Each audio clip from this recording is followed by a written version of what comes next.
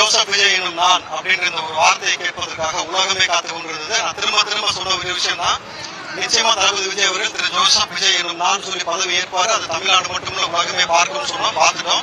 குறிப்பாக தளபதி விஜய் அவர்கள் இன்னைக்கு தளபதி கவுண்டர் ஸ்டார்ட் சொல்லியிருக்காரு. இந்த நொடியிலிருந்து அவர் ஆட்சியை வந்து அவருக்கு கீழே எல்லா அதிகாரமும் வரும்பொழுது தளபதி எடுத்த மிக முக்கியமான முன்னெடுப்பா நம்ம பார்க்கறது வெள்ள அறிக்கை கொடுப்பது. 70 ஆண்டு கால கட்சி 50 ஆண்டு கால கட்சின்னு சொல்லிட்டு நாம தான் இது வரைக்கும் தமிழ்நாட்டை ஆள போகிறோம்னு சொல்லி காலங்காலமா மன்னர் மாமன்னர் சொல்லிட்டு கொஞ்சமும் மக்களை பற்றி கவலைப்படாமல் இன்னைக்கு தொடர்ச்சியாக அவங்களுடைய சொத்து மதிப்பை கூட்டிட்டு தமிழ்நாட்டுக்கு மேல வந்து வரிச்சுமை ஏற்றி வச்சுட்டு கடனை வாங்கி வச்சு 10 லட்சம் கோடி நீங்க ஆக்கி வச்சிருக்காங்க போது சாமானிய வீட்டு பிள்ளைகள் இன்னைக்கு வந்து எவ்வளவு கஷ்டப்படுறாங்கன்றத வெட்ட வெளிச்சமா தைரியமா இது வரைக்கும் தமிழ்நாடு கிடையாது. இது வரைக்கும் எந்த என்டையர் ஸ்டேட்லயும் பாத்தீங்கன்னாக்கா இது போல வந்து டே ஒன்லயே வெள்ள அறிக்கை கொடுக்கன்னு சொல்லக்கூடிய ஒரு முதலமைச்சர் கூட இது வரைக்கும் இந்தியா சந்திச்சதில்லை.